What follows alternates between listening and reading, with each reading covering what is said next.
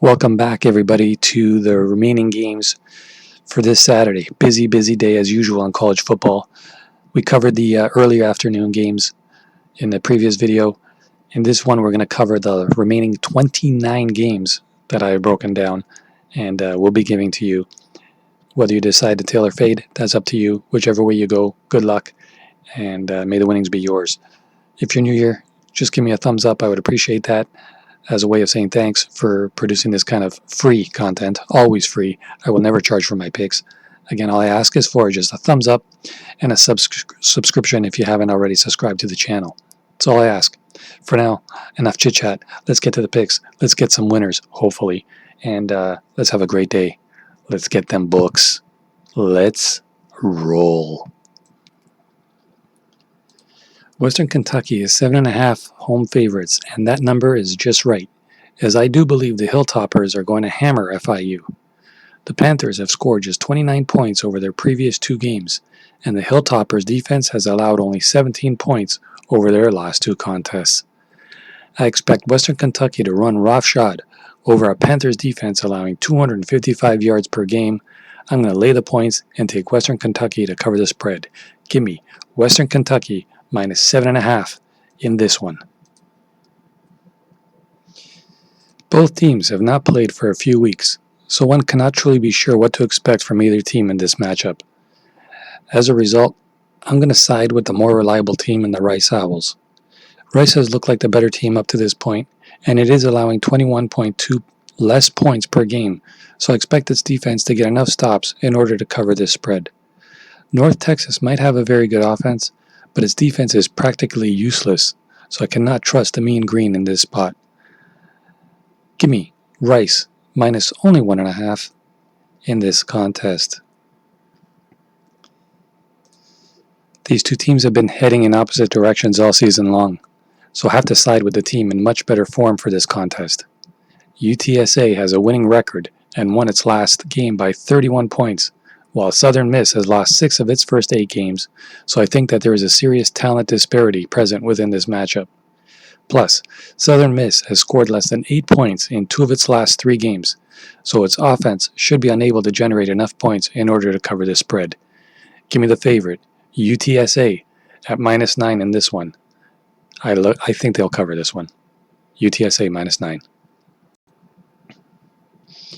Okay, so even though Texas State has lost 9 of its first 10 games, the Bobcats have covered in 6 games, including each of their last 3, so they have been extremely undervalued lately in the betting markets.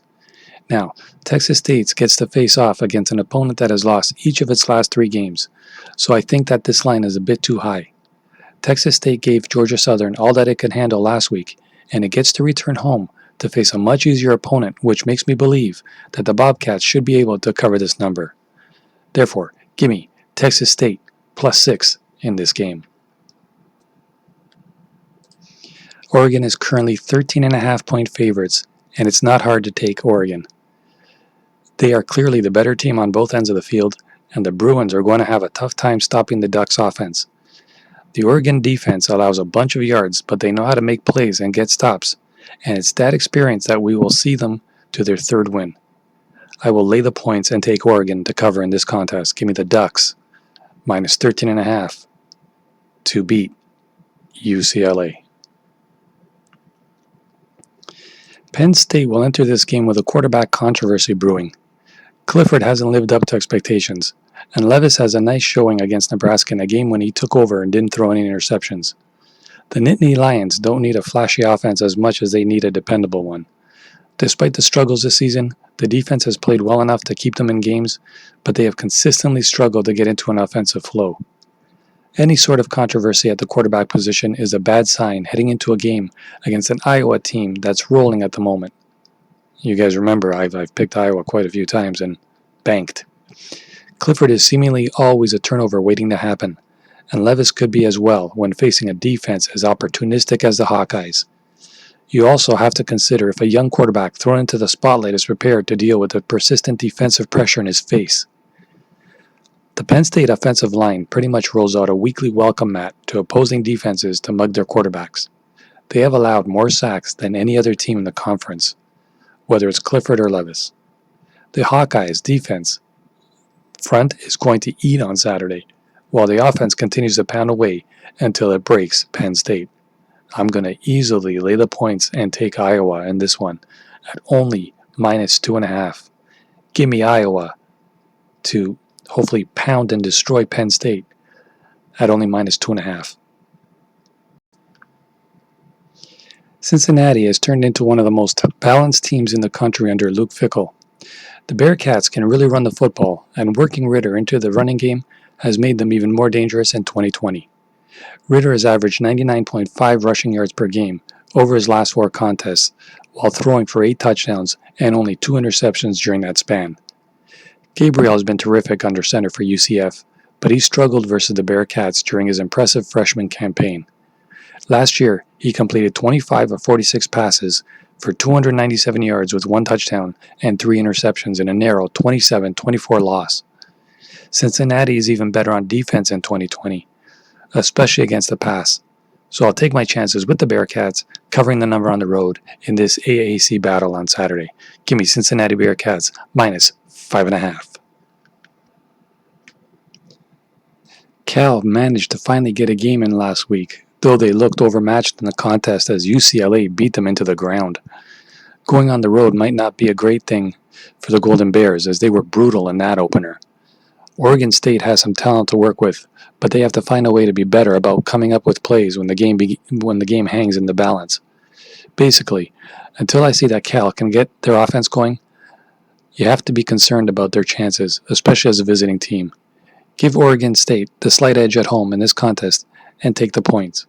How can you not go with a Beaver on a Saturday? Give me Oregon State Beavers +3.5 as a play on this one.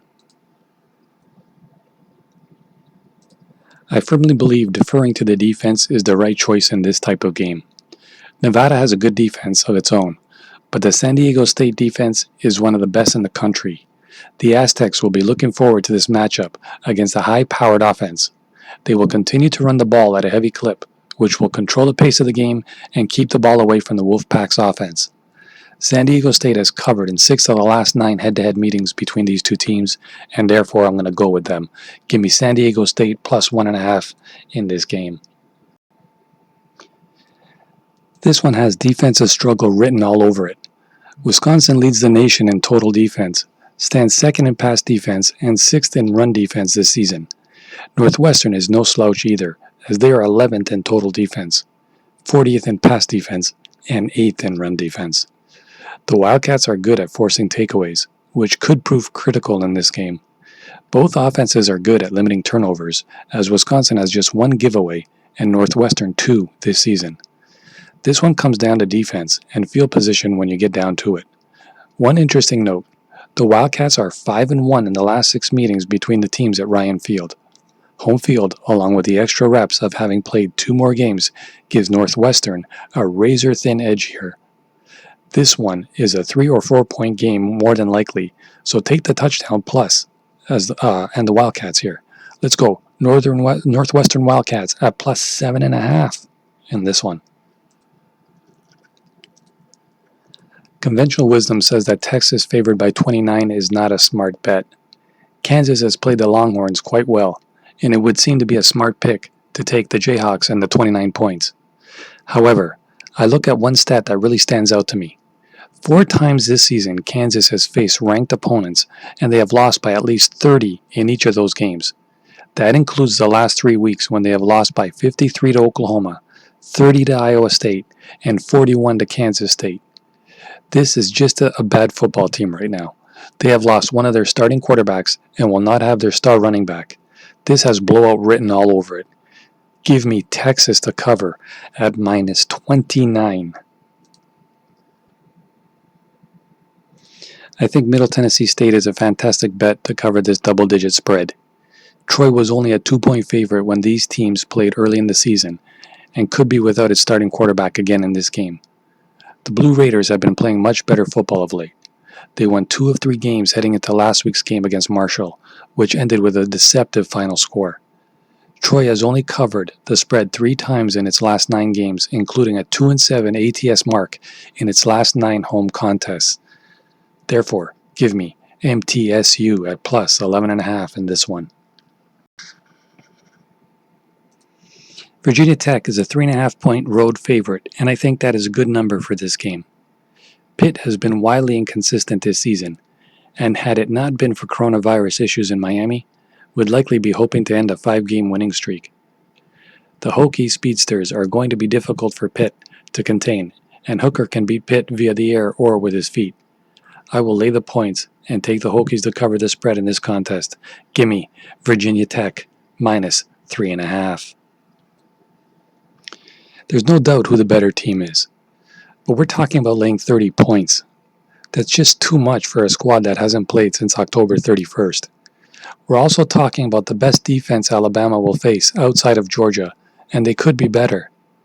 Wilson is good enough to manage the game on the ground and make a few plays in the air, but they could lose 40-20 and still cover. That's what we're talking here, and the Wildcats will be fired up to play this game for their beloved offensive line coach, Schwalman. Take the points. Kentucky plus 30 in this one. Yeah, I expect the Cyclones to win this game, but the spread is scaring me away here. With an impending road matchup versus number 22 Texas next week, this qualifies as a bit of a trap game for the Cyclones, who didn't exactly play their best football against Baylor 2 weeks ago. Purdy has struggled under center over the past 3 games, throwing 5 picks during that span, including 3 in the win over Baylor. Kansas State has been surprisingly competitive this season, and with both teams fresh off a bye, this should turn into a close contest. Take the Wildcats to cover the number on the road in this Big 12 battle on Saturday. Let's go Kansas State Wildcats at plus 10.5 in this one. South Alabama is a different team at home. This is a pretty talented squad, led by Desmond Trotter, but they couldn't keep up with Louisiana and Coastal Carolina. Not many Sun Belt teams can keep up with those squads. In fact, Georgia State lost at Coastal Carolina 51-0. The South Alabama offense isn't as bad as I mentioned overall. They were just stonewalled by 2 very good teams on the road. In their last 2 games, they scored a combined 68 points. Take the hook here in the Jags at home. I'll go with South Alabama, plus 3.5 in this one. Colorado State is favored by 16 points, and that is too many points for them to be laying to UNLV. The Rams' defense sacks quarterbacks, and that's their strength, and I think UNLV can get past some of those sacks and score enough points to cover. Colorado State is likely winning this home game, but they don't have a good enough offense or defense to cover a 16-point spread. I'm going to take the points and go with UNLV to cover on Saturday. Give me UNLV plus 16 in this one. San Jose State has been one of the biggest surprises of the college football season up to this point, but its schedule has been relatively easy up to this point, so I think that it will struggle against this opponent on Saturday. Every opponent that the Spartans have beaten is extremely one-dimensional offensively, which is concerning since Fresno State has a balanced offensive system that should be able to keep San Jose State's defense guessing for the majority of the game. I expect this game to be very close, but I have to take the home team getting points in this spot. Do remember there's plenty of other games on the board today, but if you got to pick one on this one, I would go with Fresno State at plus 2.5. There are just no positive signs to point to for Tennessee right now. The Vols have struggled to compete and have serious question marks at quarterback. They have only covered once in their last 5 games. Auburn will have revenge on its mind after an embarrassing loss to Tennessee the last time these teams met. The Tigers have covered in 13 of their last 20 games and will have a lot of success against a below-average Tennessee defense. They're going to extend a 5-game home winning streak in this one. I also think they're going to cover. Let's go Auburn at minus 9.5 as the play on this game. Given their quarterback uncertainty, Georgia enters Saturday still touting heavy odds. While the line could get dicey, the UGA Bulldogs own 3 20-plus point wins this year and face a bad MSU offensive group from home. Considering what Georgia is capable of versus teams not named Alabama and Florida, expect a bounce-back play from the well-coached Bulldogs as the second-half floodgates bring a close. UGA cover in this East-West SEC matchup. Quite frankly, MSU offers little on either end and will be soundly defeated if Costello doesn't make a miraculous recovery. Take Georgia to beat the spread from Sanford if Bennett plays. If not, take MSU ATS. With a few days to heal, the prediction assumes Bennett will be ready, so I'm going to go with Georgia minus 25. I love the Tigers in this game. Their offense has struggled this year, but that will change in this one, as the Gamecocks have allowed a whopping 593 yards per game and 53 points per game over their last 3 games. The defense has been horrible for them, especially their pass defense, and that means we should see Connor Bazelak have his best game of the year. He will be facing a pass defense that is 111th in the nation. The South Carolina offense has not been great overall, and while they are ranked 91st in the country in passing, yes, the Tigers have struggled to stop the pass, but Colin Hill has been below average this year, and I don't see him breaking out in this game. South Carolina will need to rely on the ground game, but that will not be easy as Missouri is 33rd against the run. Mike Bobo has now taken over as head coach of the Gamecocks, and I do not see him having a good first game at the helm. Give me Missouri at minus 6.5, less than a touchdown. I will gladly take it in this one. Liberty should be the favorite in this one. They are trying to get to an undefeated season, and the Wolfpack are just looking to go bowling. A win or loss isn't going to damage or help their hopes. In fact, they should win their last 2 games against Georgia Tech and Syracuse, though nothing is guaranteed. Not just due to COVID-19, but NC State isn't that good. Their pass defense stinks, and they've beaten up on bad to mediocre teams. I mean, one of those teams they lost to was a banged up and decimated Virginia Tech team, who Liberty beat 2 weeks ago. We'll gladly take the Flames here at plus 3.5. It's hard to believe Michigan is a double-digit road favorite against anybody, much less Rutgers. This is not a good football team, and nobody knows exactly why. Is it due to a few opt-outs? They are sick of Harbaugh's message. The secondary stinks. There are a lot of reasons, but one thing is certain. Michigan is not going to win the Big Ten title this season, and they have not played a good game since the opener against a bad Minnesota team. Milton may have lost his confidence, but McNamara is probably not the long-term answer. Rutgers did beat Michigan State, who beat Michigan. Not saying they are hitting on all cylinders, but I'm taking the points here and not fretting about it. Give me Rutgers plus 10.5. This match will feature Chuba Hubbard and the Cowboys' 40th ranked rushing offense against Oklahoma's stingy rush defense, which is 14th in the FBS. Hubbard has been the main focus of opposing defenses as of late, and he's managed to pick up just 103 combined rushing yards over the past 2 contests. He's also a little banged up after being forced to leave the Cowboys' last game versus Kansas State, so the Sooners should have an edge on offense in this game. Oklahoma has also done a terrific job of getting to opposing quarterbacks, so expect them to make life tough on Sanders, who has been less than spectacular as of late. Take the Sooners to cover the number at home in this Big 12 rivalry game. I'm going Oklahoma Sooners, minus 7 in this one. Navy seems to be able to handle teams that are bad, and they struggle against the better squads of the AAC. Jeff Scott has a rebuilding job with South Florida, and it's going to take some time. They are experimenting at quarterback, and they nearly postponed last week's game against Houston because they weren't sure they'd have enough players. Navy decided to cancel their last 2 games, and that may turn out to be the right thing, not just for safety, but for their success. The Mids should be able to run on the Bulls with their 2 fullbacks, and Gosselin or Morris are good enough passes to hit a few big plays when the run is not there. For this one, give me the Midshipmen, Navy, minus 2.5. I'm not going to look too far into Washington's narrow win against Oregon State last week. The Huskies were playing in their first game of the season under a new head coach and started a freshman quarterback. All of that experience should add up to better results this week in another big favorite role. Arizona looked better than people expected, which creates some value on this line. The Huskies have covered in 4 of their last 5 home games against the Wildcats and are 18-2 in their last 20 games overall. Losing is in Arizona's DNA right now. Let's go Washington -11 as the pick in this game. Southern Cal is a 3-point road favorite, and I think this is a good number. USC will be playing its 3rd game while none of the Utes haven't hit the field yet, and that will matter on Saturday.